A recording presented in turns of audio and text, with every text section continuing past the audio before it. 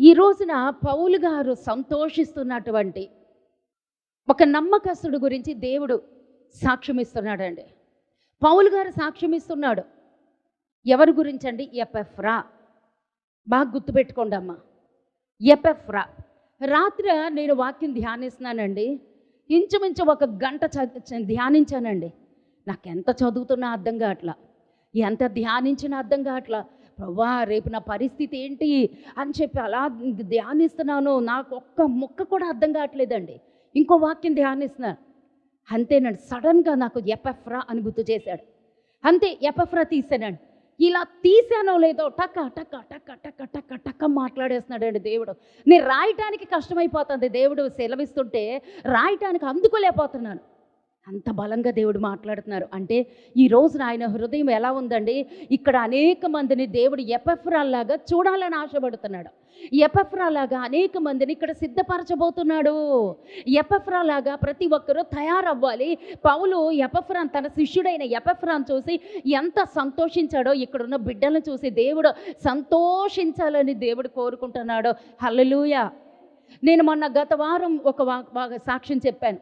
ఏంటండి, మన బుధవారం నాడు ఏడ్చుకుంటా లోపలికి వచ్చాను. నా వల్ల కాదు, నేను ఇంక ఈ సేవ చేయలేను, బుధవారం శుక్రవారం మానేసి కేవలం ఆదివారం మాత్రమే చేస్తాను. ఎందుకంటే బుధవారం శుక్రవారం నిజమే ఈరోజు కూడా రాలేదు. బుధవారం శుక్రవారం వచ్చిన వాళ్ళు ఆదివారం ఎవరూ రావటం లేదు. నేను అలాంటి వాళ్ళ కోసం నేను ఎందుకు శ్రమ పడాలి? ఇటు నా డబ్బు పెడుతున్నాను, ఇటు శ్రమ పడుతున్నాను, ఇటు కష్టపడుతున్నా, చాలా ఆయాసపడిపోతున్నాను. కానీ నాకు ఏమాత్రమో సమాధానం లేకుండా పోతుందని ఏడ్చుకుంటా ఇక నా వల్ల కాదు అని చెప్పేసి లోపలికి వచ్చానండి. కానీ దేవుడు మాట్లాడారు, నీకు కొంత భారం ఉంది, దానిలో నువ్వు నమ్మకంగా ఉండాలి, దానిలో ఓర్పుతో ఉండాలి. ఆ రకంగా కొంతమంది నువ్వు సంపాదించుకుంటావు. నాకు ఇచ్చినటువంటి దర్శనం గురించి ఆ రోజు చెప్పాడండి. నేను బుధవారం చెప్పాను, శుక్రవారం కూడా చెప్పాను. మరి బిడ్డల కోసం మరి చెప్తున్నాను. ఆ రీతిగా ఒక 350 మంది వృద్ధులకి బాధ్యత నీకు ఇచ్చాను, వారి బాధ్యత నీ మీద ఉంది, వారిని ఆ రీతిగా నువ్వు సంరక్షించాలి అని చెప్పి దేవుడు సెలవిచ్చాడండి. హల్లెలూయా, దేవునికి స్తోత్రం కలుగునుగాక. ఆ బాధ్యతల గురించి దేవుడు మనతో మాట్లాడుతున్నాడండి. అందుకు దేవునికి స్తోత్రం. మనం ఎందుకు రక్షించబడ్డామో, మన పట్ల ఏం ప్రణాళిక ఉందో ఆ ప్రణాళిక కొరకు మాత్రమే ఒక్కసారి ఒక అడుగు వేస్తే వెనక్కి తీయటానికి అవదండి. ఆ యొక్క ప్రణాళికలో మనం ఎంతవరకు ఉంటున్నాం, మనకు అప్పగించబడినటువంటి బాధ్యత అండి. సరే, ఇక్కడికి వచ్చేసేద్దాం. ఈ కొలసీ పత్రికలోనికి వచ్చినటువంటి చూస్తే ఎపఫ్రా గురించి దేవుడు మాట్లాడుతున్నాడు. దేవుడు పరిశుద్ధాత్మ తండ్రి ఈరోజు మనతో మాట్లాడడానికి ఇష్టపడుతున్నాడు. కొలసీ పత్రికలో ఉన్నటువంటి ఎపఫ్రా గురించి పౌలు గారు సాక్ష్యం ఇస్తున్నారు. యోహాను సువార్తలో ఉన్నటువంటి బాప్తిసం ఇచ్చేటువంటి యోహాను గారి గురించి యేసు ప్రభు సాక్ష్యం ఇస్తున్నాడు.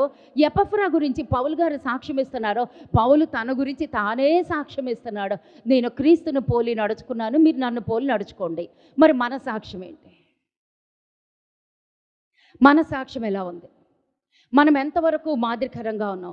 ఈ రోజున సర్వసూటిగా దేవుడు మనతో మాట్లాడి మనల్ని సిద్ధపరిచి మనలో రోషాన్ని పెంచబోతున్నాడు, పౌరుషాన్ని సిద్ధపరచబోతున్నాడు. అందుకు దేవునికి స్తోత్రం కలుగునుగాక. హల్లెలూయా.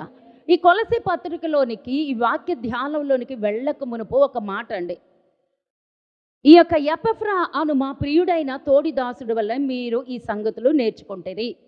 అతడు మా విషయంలో నమ్మకమైన క్రీస్తు పరిచారకుడు, అతడు ఆత్మయందలి మీ ప్రేమను మాకు తెలిపి. ఇదంతా సాక్ష్యం అండి. పౌలు గారు ఎపఫ్రా గురించి కొలసీ పత్రికకి ఒక ఉత్తరం రాస్తున్నాడు. ఒక ఉత్తరం రాస్తూ ఆ ఎపఫ్రా అనేటువంటి వ్యక్తి నాకు ప్రియుడైన వాడు, అంతేనా? ఇంకోటి నా తోడి దాసుడు. తోడి దాసుడు అంటే ఏంటండి? నా జత పనివాడు. పౌలు గారు ఇస్తున్నటువంటి ఎపఫ్రా గురించి సాక్ష్యం. అతడు నా జత పనివాడు, అంతేకాదు దేవుడు తనకు అప్పగించిన బాధ్యతలో నమ్మకమైన క్రీస్తు పరిచారకుడు. ఈ మూడిటి మధ్యన ఈ రోజున వాక్యం తిరగబోతుందండి. ఈ మూడిటి మధ్యన మన ఆత్మీయ జీవితము సంచారం జరిగించబడబోతుంది. పౌలు గారు పరిచర్యలోనికి వచ్చినాక గత చరిత్ర మనకు వద్దండి. ఆయన ఎప్పుడైతే పరిచర్యలోనికి వచ్చేసాడో, ఆయన మరణించే లోపల ఎంతమందిని సిద్ధపరిచాడో చూడండి. మరి మనం ఎంతమందిని సిద్ధపరుస్తున్నాం? ఎంతమందికి మాదిరికరంగా ఉన్నాం, ఎంతమందికి దీవెనకరంగా ఉన్నాం, ఎంతమందికి ఆశీర్వాదకరంగా ఉన్నాం. ఈ ఎపఫ్రా ఎవరో తెలుసండి? మంచి యవ్వనస్తుడండి. ఎవరండి? ఈ ఎపఫ్రా మంచి యవ్వనస్తుడు, యవ్వన కాలంలో ఉన్నాడు. ఈ ఎపఫ్రా ఊరేంటి? కొలసి పట్టణం అండి. ఎపఫ్రా ఊరేంటమ్మా? కొలసి పట్టణం. కొలసి పట్టణంలో ఎవరుంటారు అంటే ఇతనేమైనా కొలసి పట్టణంలో ఎవరు ఉన్నారు? విగ్రహారాధికులు, గ్రీక్ వాళ్ళు ఉంటారు, దానిలో తత్వవేత్తలు ఉంటారు, చాలా జ్ఞానవంతులు, ధనవంతులు. అండర్లైన్ చేసి రాసుకోవచ్చండి. అక్కడ ఎవరు ఉన్నారండి? కొలసి పట్టణంలో ధనవంతులు ఉన్నారు, జ్ఞానవంతులు ఉన్నారు, గ్రీకు పట్టణస్థులు వాళ్ళు, కొలసి పట్టణస్థులు, తత్వవేత్తలు, అంటే బాగా చదువు, జ్ఞానము, ధనము ఉన్న సంపద కలిగినటువంటి వారు అండి. అటువంటి జాబితాలో ఉన్న ధనవంతుడైనటువంటి కొలసి పట్టణస్థుడు అంటే ఇతడు యోధుడు కాదు. అర్థమవుతుంది కదమ్మా వాక్యం? ఇతడు యోధుడు కాదు, ఇతడు కొలసి పట్టణస్థుడు, విగ్రహారాధికుడు, అన్యుడు, ధనవంతుడు. మరి ఎలాగా పౌలు గారి పరిచర్యలో ఎలా ఉన్నాడు? యేసు ప్రభు గారికి శిష్యుడిగా ఎలా మారాడు? పౌలు గారికి శిష్యుడిగా ఎలా మారారు అంటే అపొస్తలుల కార్యం, గ్రేసమ్మ చదవండి.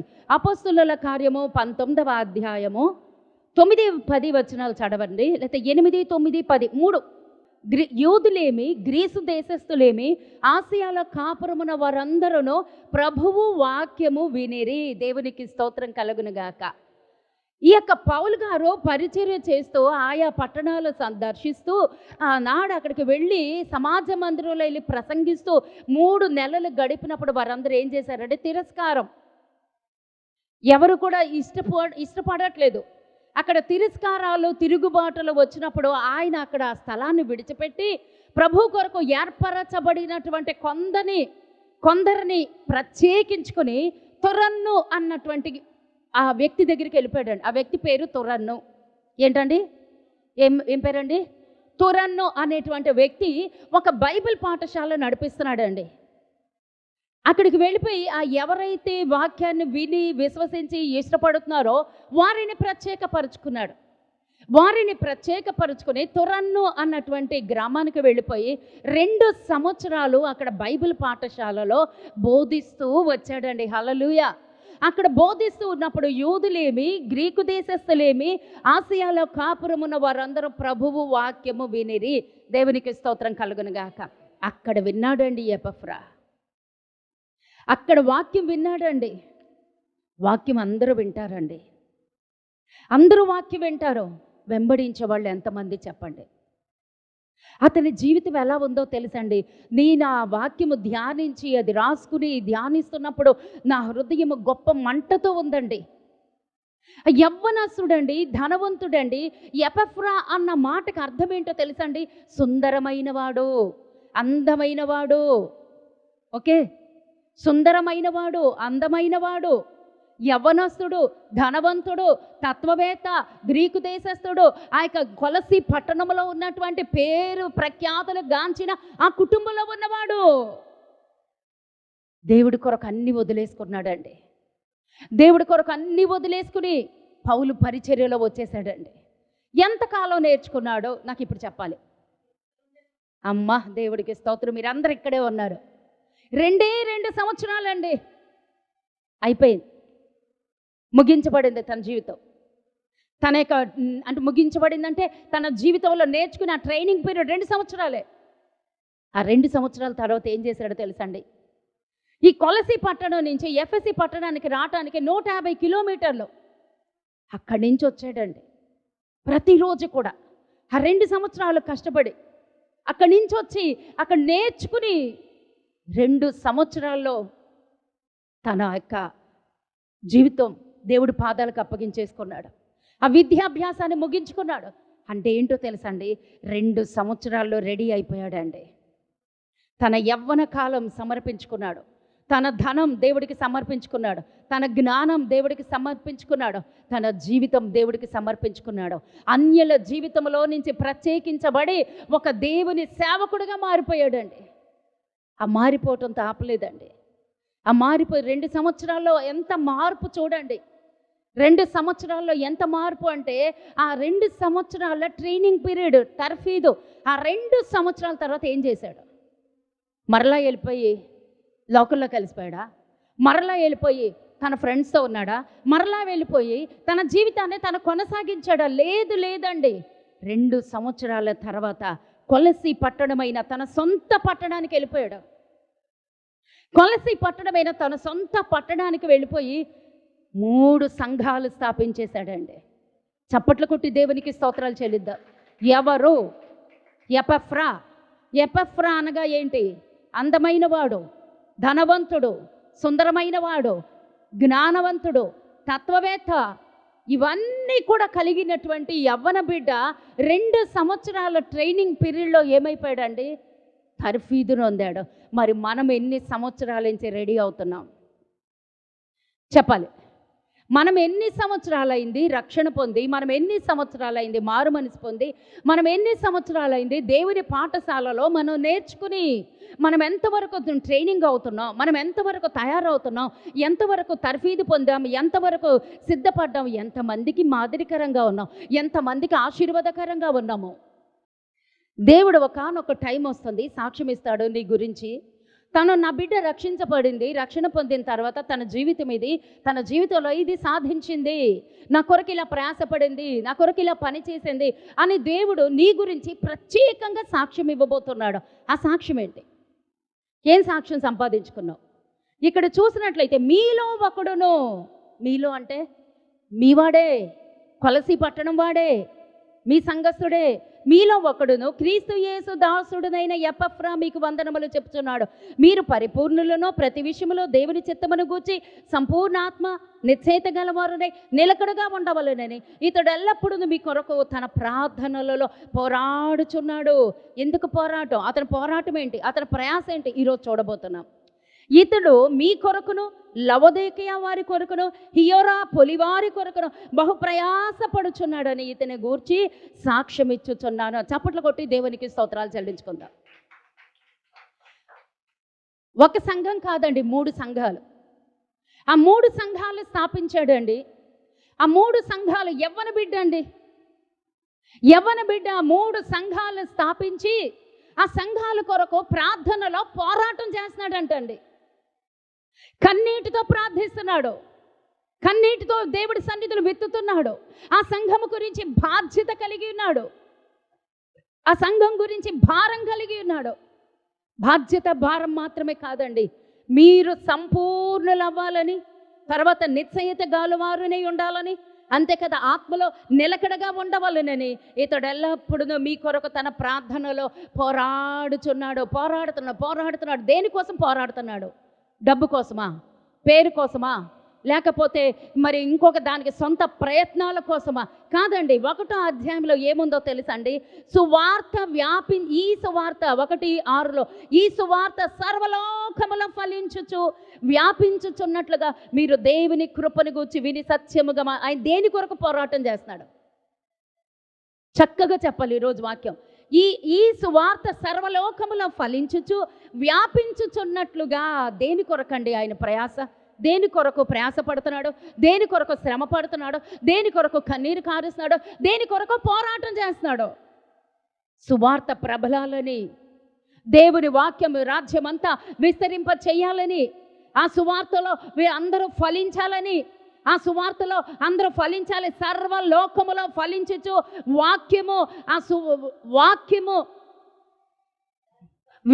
వాక్యము వ్యాపించుచున్నట్లుగా సువార్త వ్యాప్తి కొరకు. ఇప్పుడు అర్థమైందా అతను ఎందుకు ప్రయాసపడుతున్నాడో, ఎందుకు కష్టపడుతున్నాడో, ఎందుకు అంత బాధపడుతున్నాడో, ఎందుకు ఆయన పోరాటం ఎలా ఉంది? ఈరోజు మన జీవితం ఎలా ఉంది? ఈరోజు మన పోరాటం దేని కొరకు? ఈరోజు మన ప్రయాస దేని కొరకు? ఈరోజు తెల్లారు లేచిన దగ్గర నుంచి రాత్రి పడుకునేంత వరకు మన ఆత్మీయ జీవితం ఎలా ఉంది? ఈరోజు గుండె మీద చెయ్యేసుకుని ప్రతి ఒక్కరూ చెప్పుకోవాల్సింది. ఎందుకంటే నన్ను రాత్రి దేవుడు అడిగాడు, ఇదే నువ్వు చెప్పు అన్నాడు, ఇదే నువ్వు సిద్ధపరచన్నాడు. మొన్న శుక్రవారం నేను వచ్చేటప్పుడు ఒకలాంటి వాక్యం చెప్పాడు. 4 రకాల విత్తనాలు, ఒకళ్ళు ముళ్ళ పొదలలో పడి, ఒకళ్ళు రాతి నేల పడి, ఒకళ్ళ పక్షులు వచ్చి ఎత్తుకుపోయి, 3 నాశనం అయిపోయారు, నశించిపోయారు. 4వ వాళ్ళు మాత్రమే ఫలించారు మంచి నేలను. నువ్వు ఆ వాక్యం చెప్పు. మంచి నేలల మీద పడేటువంటి వారుగా అందరినీ సిద్ధపరచు. స్పష్టంగా నేను విన్నానండి ఆ వాక్యాన్ని. గత రాత్రి కూడా అలాగే విన్నానండి వాక్యాన్ని. ఎపఫ్రా గురించి పౌలు గారు సాక్ష్యం ఇస్తున్నాడు.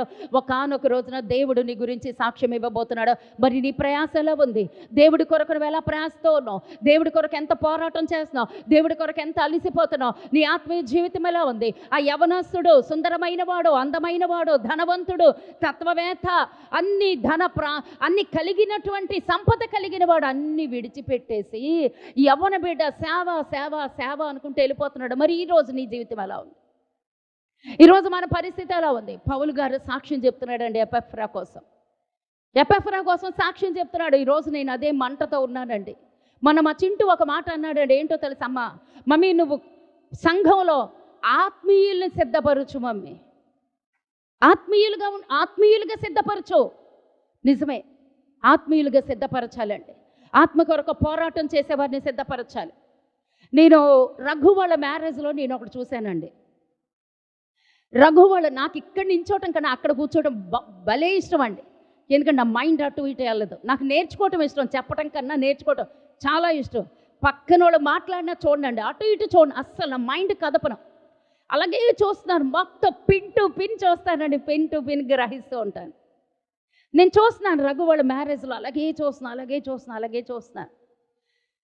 లిడియా తన ఒళ్ళో ఫ్లవర్ బొకే ఇచ్చారండి పెద్దలు కదా, ఫ్లవర్ బొకే పట్టుకొని కూర్చుంది. రఘు తన చేతిలో బైబిల్ పట్టుకునే కూర్చున్నాడు. నేను చూస్తున్నాను అలాగే చూస్తాను. ఎవరో ఇచ్చి ఉంటారులే, పట్టుకుని ఉంటాడులే అనుకున్నాను. సరే, అది పట్టుకునే ఉన్నాడు, కూర్చునే ఉన్నాడు, అంతా అయిపోయింది. ఆ లాస్ట్ ప్రమాణాలు పెళ్లి చేసేటప్పుడు కూడా బైబిల్ పట్టుకునే నించున్నాడు. ఆయన పెద్ద ఆయన చాలా బాగా వాక్యం చెప్పారు. తర్వాతి తరం వారిని తయారు చేయాలి. అది నేను రాసుకున్నానండి. భలే చెప్పారు ఆయన వాక్యం. ఆ కొద్ది వాక్యం ఎవరు పెళ్లి చేసిన పెద్ద ఆయన పాస్టర్ గారు చాలా బాగా చెప్పారు. స్పిరిచువల్గా ఉన్నారు. తర్వాతి తరం వారిని నువ్వు తయారు చేయాలి. నేను అప్పుడు అనుకున్నాను, నా పిల్లల్ని నేను అలాగే తయారు చేయాలి. దేనికి టెంప్ట్ అవ్వని వాళ్ళని, దేనికి లోబడిపోకుండా ఉండేటువంటి వారిని, రోషము కలిగిన వారిని, తర్వాతి తరము వారిని నువ్వు తయారు చేయాలని చెప్పి ఆ రోజున ఆయన పెళ్లి చేస్తూ చెప్పారనమాట. సరే, అయిపోయిందండి. ఆ పాస్టర్ గారు, పెద్ద పాస్టర్ గారు చెప్తున్నారు, బైబిల్ కింద పెట్టు బాబు, చేతికి ఇచ్చి ప్రమాణాలు చేయాలి అంటే అప్పుడు బైబిల్ కింద పెట్టాడండి. నేను చూసి నవ్వుకున్నాను. సరే, అయిపోయింది. లాస్ట్ అయిపోయింది. మళ్ళీ అయిపోయినాక మళ్ళీ బైబిల్ పట్టుకునే కూర్చున్నాడు. అయిపోయింది. తర్వాత మొన్న నేను అన్నాను, ఇద్దరిని రండమ్మా, నేను మీకు ఇద్దరికి ఆశీర్వదిస్తాను, ప్రార్థన చేస్తాను అన్న. నేను ఎక్కడ నించున్నానో గబగబా ఇద్దరు వచ్చారండి. మళ్ళీ బైబిల్ పట్టుకొచ్చాడండి రఘు. నేను ఇంకోలా చెప్పట్లేదు. మళ్ళీ బైబిల్ పట్టుకొచ్చాడు. ఒక్క క్షణం కళ్ళు మూసుకున్నానండి. నేను ఒక్క క్షణం కళ్ళు మూసుకున్నాను. తండ్రి, నేను సంతోషిస్తున్నాను ఈ బిడ్డలిద్దరిని చూసి. ఎంత ఆత్మీయులు ప్రభువా. నేను పడ్డ కష్టానికి, నా కన్నీటికి కొంచెం రిలాక్సేషన్, ఆత్మీయులు తయారు చేయగలుగుతున్నానా? నేను చాలా సంతోషం వచ్చిందండి, చాలా సంతోషం. ఇక్కడ ఉన్న వాళ్ళు ఎలా ఉన్నారో తెలుసండి? బాధ్యత. ఈ రోజున దేవుడు ఏం మాట్లాడుతున్నాడో తెలుసా అండి? సంఘ బాధ్యత. ఇంకా వాక్యం ఉందండి, నేను ఆపను, నేను చెప్పే తీరుతా. ఎంత బాధ్యత కలిగి ఉన్నారు, నమ్మకస్తులుగా ఉన్నారు. దేవుడు అప్పగించినటువంటి పనులు ఎంతమంది బాధ్యత కలిగిన వాళ్ళు ఉన్నారు తెలుసండి? కొంతమంది వంట చేసి సిద్ధపరచడంలో బాధ్యత, కొంతమంది వడ్డించడంలో బాధ్యత, కొంతమంది మందిరాన్ని శుభ్రపరచడంలో బాధ్యత, కొంతమంది పాత్రలు శుభ్రపరచడంలో బాధ్యత. ఇది దేవుడి కోసం నేను చేస్తున్నాను. నమ్మకస్తుల్ని దేవుడు ఇక్కడ లేపుతున్నాడండి. అందుకు నేను దేవునికి స్తోత్రాలు చెల్లిస్తున్నాను. బిడ్డ లిడియా కూడా ఎంత ఆత్మీయురాలు తెలుసండి. చక్కటి ఆరాధన, చక్కటి నమ్మకస్తురాలు, చక్కగా వెంబడిస్తుంది. ఆ రోజున బిడ్డను అడుగుతున్నారు వాళ్ళు, మీకెందుకు బైబిళ్ళు మార్చుకున్నారు అని అంటే, తెల్లారు లెగ్గానే మేము బైబిల్ చదువుకోవటానికి అని రఘు చెప్తున్నాడండి. నేను వింటున్నాను. ఓ దేవా స్తోత్ర, ఓకే, చాలా మంచిది. కానీ నేను ఇంకో మాట చెప్తాను, గుర్తుపెట్టుకోండి అమ్మా. మీ ఇద్దరికి బైబిల్స్ ఎందుకు ఇచ్చారో తెలుసా? మీ ఇద్దరి మధ్యన బైబిల్ ఎందుకు మార్చుకున్నారో తెలుసా? మీ మధ్యన దేవుడు మాత్రమే ఉండాలి, ఇంకొక వ్యక్తి ఉండటానికి వీల్లేదు. ఆదాము అవ్వ మధ్యలోనికి ఇంకొక వ్యక్తి వచ్చారు. అందుకే ఆ సంసారం పాడైంది, ఆ వివాహ బంధం పాడైంది, ఆ ఇద్దరి మధ్యలోనికి ఇంకెవరు రాకూడదు, దేవుడే ఉండాలి. అమ్మ వారిద్దరి మధ్యలో దేవుడే ఉండాలి. ఈ రోజున మన ఆత్మీయ జీవితంలో, మన కుటుంబాల్లో దేవుడే ఉండాలి. ఆత్మలో అలా ఇద్దరు ఫలిస్తూనే ఉండాలి. దేవుడికి స్తోత్రం కలుగునుగాక. హల్లెలూయా. నేను రాత్రి కూడా అదే ప్రార్థన చేసుకున్నాను. ప్రభువా, నేను ఇక్కడ కొంతమందిని అందరినీ కూడాను ఆత్మీయులుగా సిద్ధపరచాలి. కొంతమంది ప్రార్థనా పరులు ఉన్నారు. దేవునికి స్తోత్రం. యోధులుగా ఒక్కొక్కరిని తయారు చేయాలండి. ఆయన యొక్క అంబుల పొద్దులో పెట్టుకునేటువంటి బలమైనటువంటి సాక్షులుగా. ఈ ఎపెఫ్రా ఏం చేశాడో తెలుసా? కన్నీటితో ప్రార్థన చేస్తున్నాడు, పోరాటం చేస్తున్నాడు. ఇక్కడ ఉన్నటువంటి 3 సంఘాలు కట్టాడు. ఏమండి, తను ఏమన్నా బిజినెస్ చేసుకొని ధనం ఆర్జించచ్చు కదా. ఎందుకని సేవ ఇక వాక్యం విన్నాడు, ఓకే. ఆ వాక్యం విన్నట్లుగా విని అది ఆచరించడానికి వెళ్ళిపోయి తన సొంత పట్టణం అన్యుల దగ్గరికి వెళ్ళి, విగ్రహారాధికల దగ్గరికి వెళ్ళి ఒక సంఘం నడిపించటమే కష్టం. కానీ ఎపెఫ్రా 3 సంఘాలు, ఆ సంఘాలు ఏంటో తెలుసండి? కొలసీ పట్టణంలో ఉన్న కొలసీ సంఘం ఈయన స్థాపించిందే. ఎందుకంటే ఈయన కొలసీవాడు. కొలసీ సంఘము, లవదొకయ సంఘము, తర్వాత హియోరాపొలి వారి సంఘము, ఇన్ని సంఘాలు స్థాపించాడండి. మరి నువ్వెంత ప్రయాసపడుతున్నావు దేవుడి కోసం? నీ ధనం ఎవరి కోసం వెచ్చిస్తున్నావు? నీ ధనము దేవుడి కొరక, నీ కొరక, ఎవరి కొరకు ప్రయాసపడుతున్నావు? ఎంతవరకు అసలు నిజంగా దేవుడి కోసం కష్టపడుతున్నావా? ఏం కష్టపడుతున్నావు? ఎంత కష్టపడుతున్నావు? బేరీజ్ వేసుకోవాలండి ఈ రోజున. మన కుటుంబాలను పోషించుకోవటానికి మనం ఎంత నలిగిపోతున్నాం. కానీ దేవుడి కొరకు ఆత్మల్ని సంపాదించడానికి ఈ ఎపెఫ్రా ఆత్మలో భారము కలిగిన వాడై ఉన్నాడు. ఏం భారమో తెలుసండి? 3 సంఘాలు స్థాపిస్తే ఆ 3 సంఘాల్లో ఏమైందో తెలుసండి? తప్పుడు బోధలు వచ్చినాయి, తప్పుడు సిద్ధాంతాలు వచ్చినాయి, సొంత క్రమాలు వచ్చినాయి. ఎందుకంటే వాళ్ళు గ్రీకులు జ్ఞానాన్ని వెతికేవాళ్ళు, క్రమాన్ని మార్చేస్తున్నారు. 3 సంఘాల్లో, కొలసీ పట్టణంలో, లవదొకయ సంఘములో, మరొకటి హియోరాపొలి వారి సంఘములో క్రమాలు మార్చేస్తున్నారు వాళ్ళు. వాళ్ళని నమ్మి వాళ్ళకి సంఘాన్ని అప్పగిస్తే ఏం చేశారో తెలుసా? వాళ్ళు క్రమాన్ని మార్చేస్తున్నారు, సొంత క్రమాన్ని పెట్టేశారు. తప్పుడు సిద్ధాంతాలు వచ్చేసినాయి, తప్పుడు బోధలు వచ్చేసినాయి. చెప్పాడు, గద్దించాడు, ఎన్ని చేసినా వాళ్ళు వినట్లేదండి. ఏం చెయ్యాలో తెలియక ఈ ఎపెఫ్రా ఏం చేశాడో తెలుసా అండి? ఎక్కడైతే తను నేర్చుకున్నాడో, ఎక్కడైతే తను సిద్ధపడ్డాడో, తన ఆత్మీయ తండ్రి ఎవరో అతను వెతుక్కుంటూ వెళ్ళిపోయాడు అండి. ఎవరండి తన ఆత్మీయ తండ్రి? పౌలు గారు. తను వెళ్ళేసరికి ఎక్కడున్నాడు అండి పౌలు గారు? రోమా చెరసాలలో ఉన్నాడండి. రోమా చెరసాలలో ఉన్నటువంటి ఆ పౌలు గారి దగ్గరికి హృదయ భారంతో వెళ్ళిపోయాడండి. ఆ చెరసాలలోనికి వెళ్ళిపోయాడు. ఆ చెరసాల దగ్గరికి వెళ్ళిపోయి నేను స్థాపించిన ఈ 3 సంఘాల్లో తప్పుడు బోధలు వచ్చేసినాయి అయ్యా. కానీ వాళ్ళు చాలా మంచి వాళ్ళే, చాలా ప్రేమ కలిగిన వాళ్ళే. కానీ సొంత క్రమాలు పెట్టేసుకున్నారు, ఆ జ్ఞానాన్ని వెతుకుతున్నారు, తప్పుడు బోధలతో, తప్పుడు సిద్ధాంతాలతో, తప్పుడు త్రోవలో వెళ్ళిపోతున్నారు. నేనేమి చేయలేని స్థితిలో వచ్చేసారు. ఆయన ఏం చేశాడో తెలుసా అంటే? కన్నీటితో ప్రార్థనలో పోరాడుతున్నాడు. ఎలా పోరాడుతున్నాడో తెలుసా అండి? ఎబ్బోకు రేవు దగ్గర యాకోబు ఎలా పెనుగులాడాడో, ఎలా పోరాడాడో అలా పోరాటం చేస్తున్నాడండి. ఈరోజు నీ పోరాటం ఎలా ఉందమ్మా? అసలు ప్రార్థనలో పోరాటం ఉందా? ప్రార్థనలో అసలు ప్రార్థనలోనేయా? ఎంతవరకు ప్రార్థిస్తున్నారు? ఎంతవరకు భారం కలిగి ఉన్నారు? ఎంతవరకు సంఘ భారము, దేవుని భారము, ఆత్మల భారము, ఆ యొక్క సువార్త ఫలించాలని, ఆ సువార్త వ్యాపించాలని తన ఆశంతా ఒకటే, దేవుడి సువార్త ఫలించాలి, దేవుడు సేవ వ్యాప్తి చెందాలి. మరి మన ఆశ ఏంటండి? మన ఆశ ఎలా ఉందో మనకే తెలుసు. మనం దేని కొరకు కష్టపడుతున్నామో, దేని కొరకు నలిగిపోతున్నామో, దేని కొరకు తెల్లారు లేచిన దగ్గర నుంచి రాత్రి పడుకునేంతవరకు మన ప్రయాస ఎలా ఉంది? ఎపెఫ్రా ప్రయాస ఎలా ఉంది? కన్నీటితో ప్రార్థిస్తున్నాడండి. ఆత్మల కొరకు భారము కలిగి సువార్త ప్రబలాలి, సువార్త ఫలించాలి, సువార్త విస్తరించాలి, సువార్త వ్యాపించాలి, దేవుడి రాజ్యం కట్టబడాలి, సాతాను రాజ్యం కూల్చబడాలి. ఈ వీటిలో ఏదైనా ఒకటి మన హృదయంలోకి ఈరోజు వెళ్ళిపోతే మన సాక్ష్యం మారిపోద్దండి, మన పరుగు మారిపోద్ది, మన ప్రయాస మారిపోద్ది. దేవునికి స్తోత్రం కలుగునుగాక. ఈ వయస్సులో మార్తమ్మ వాడబడుతుందండి. చప్పట్లు కొట్టి దేవునికి స్తోత్రాలు చెల్లిద్దాం. నా నిండు వందనాలు చెప్తున్నానమ్మా నీకు. అందరికన్నా ముందు వచ్చేస్తుందండి, అందరికన్నా ముందు వచ్చేస్తుంది. తళాలు తీసి చాలండి, ఈ వయసులో ఆ సేవ చాలండి. తాళాలు తీసేసి కూర్చుంటుంది. అందరికన్నా అందరికన్నా 10ంటికే వచ్చేసి కూర్చుండిపోతుంది. చాలండి, ఆమె చేయగలిగే ఆ చిన్న పని చాలండి, దేవుడు చూస్తాడు. దేవుడి మందిరము కొరకు, దేవుడి యొక్క రాజ్యము కొరకు ఇప్పుడు వెళ్ళిపోయి ఆ మైకుల్లో చెప్పేసి లేకపోతే సువార్తలు ప్రకటించేసి రోడ్ల మీద ఆమె తిరగలేదు. కానీ ఒక్కటి మాత్రం చేయగలుగుతాం, తెల్లవారా లేచిపోయి గబగబ తన పనులు ముగించేసుకుని అందరికన్నా ముందు వచ్చేసి తాళం తీసేసి సిద్ధపాటు. దేవునికి స్తోత్రం, హల్లెలూయా. ఆ వయసుగా సిద్ధపాటు, ఆ వయసుగా సువార్త, ఆ వయసుగా సేవ, ఆ వయసుగా భారం చాలండి. మరి మనం ఎంతవరకు భారం కలిగి ఉన్నామమ్మా? సంఘ అభివృద్ధి కొరకు, సువార్త కొరకు, సువార్త వ్యాపించాలని, సువార్త ఫలించాలని, సేవ అభివృద్ధి కొరకు అక్కడ ఉన్నటువంటి ఎపఫ్రా ఎంత సాహసం చేశాడో తెలుసా అండి? పౌలు చెరసాలలో ఉంటే 16,000 కిలోమీటర్ల దూరం అండి వెళ్ళిపోయాడు. సంఘం కొరకు బాధ్యత కలిగి, ఆత్మల రక్షణ కొరకు, ఆత్మల భారము కలిగి, ఆత్మల వేదన కలిగి వెళ్ళిపోయి నమ్మకస్తుడండి. అందుకే ఈ కొలసి పత్రికలో 1వ అధ్యాయంలో 7వ వచనంలో ఏముందంటే, నా ప్రియుడు, మా ప్రియుడు. దేవుడికి నువ్వు ప్రియమైనటువంటి దానిగా ఉన్నావా? పరమగీతాల్లో దేవుడు ఎన్నిసార్లు పిలుస్తాడు, నా ప్రియురాలా, నా ప్రాణేశ్వరి, నా సఖి, నువ్వు నా దానివి, నువ్వు నా పావురానివి. ఉంటే అలా ఉండాలి, బ్రతికితే అలా బ్రతకాలండి. మన ఆత్మీయ జీవితం ఎలా ఉంటుంది?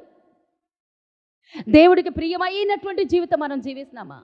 పౌలు గారు అంట, నా తోటి పని, నా తోటి దాసుడు, నా జత పనివాడు. మనం ఎవరితో జత కట్టుతున్నాము?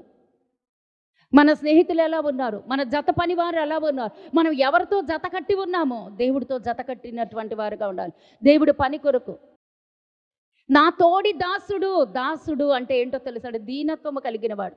ఆ దాసుడికి సొంత కోరికలు, సొంత ఉద్దేశాలు, సొంత నెరవేర్పులు ఏముండవండి. తన యజమానుడు ఏదైతే ఆజ్ఞాపిస్తాడో అది చేసుకుంటే వెళ్ళిపోవటమే. తన యజమానుడు ఎవరండి?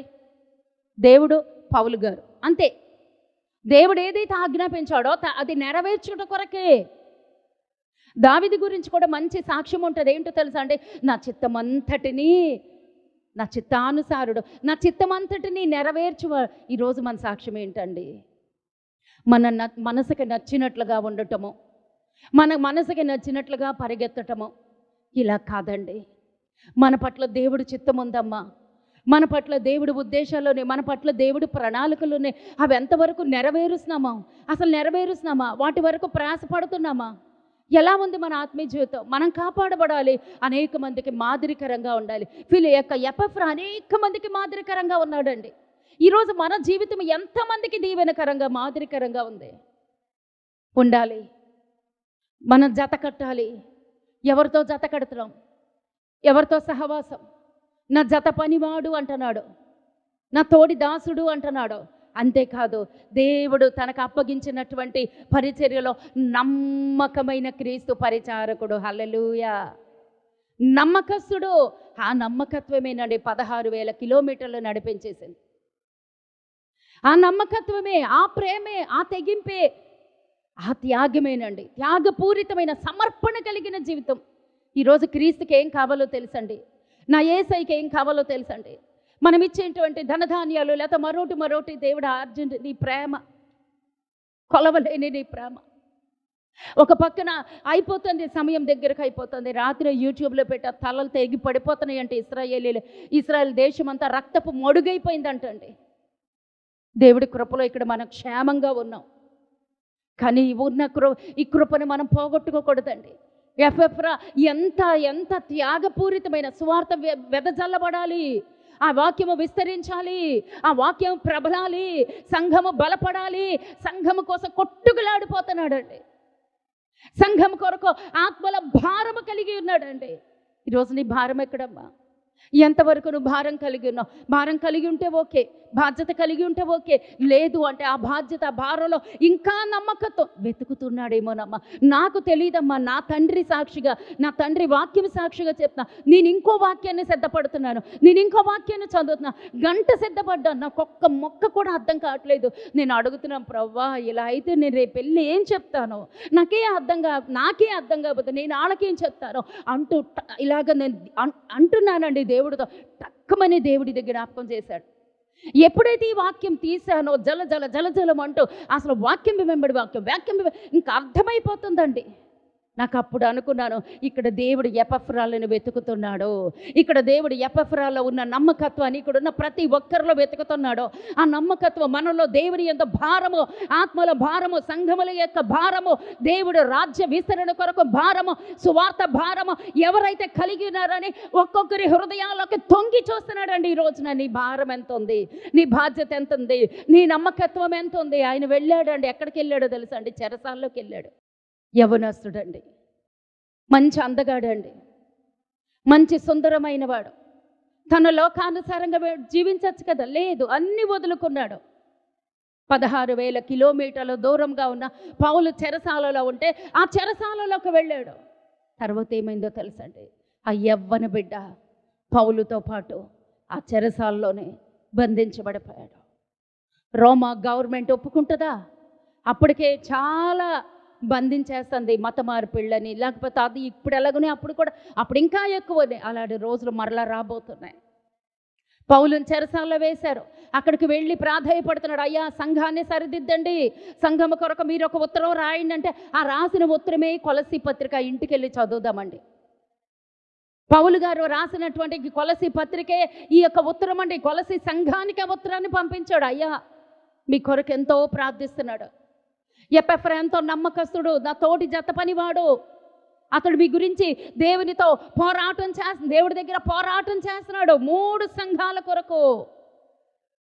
ఇతడు మీ కొరకును, అంటే కొలసీ పట్టణం వారి కొరకును, లవదొకయ వారి కొరకును, హియోరాపొలి వారి కొరకును బహు ప్రయాసపడుతున్నాడని ఇతని గురించి సాక్ష్యం ఇస్తుంటే దేవుడు ఈ రోజున నీ సాక్ష్యం వెతుకుతున్నాడు. అందుకే రాత్రి దేవుడు అలా బలపరిచింది. నీ సాక్ష్యంలో దేవుడు వెతుకుతున్నదేంటో తెలుసా?